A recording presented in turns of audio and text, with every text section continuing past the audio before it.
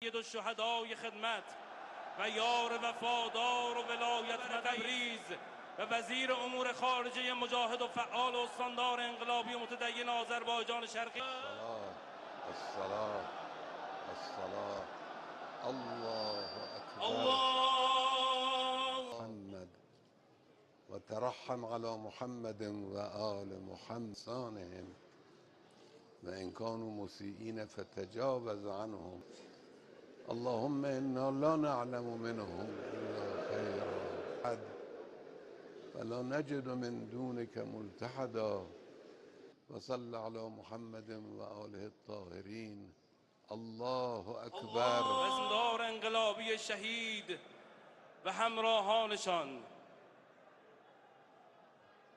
سلامت که شما نوح کشتیبان و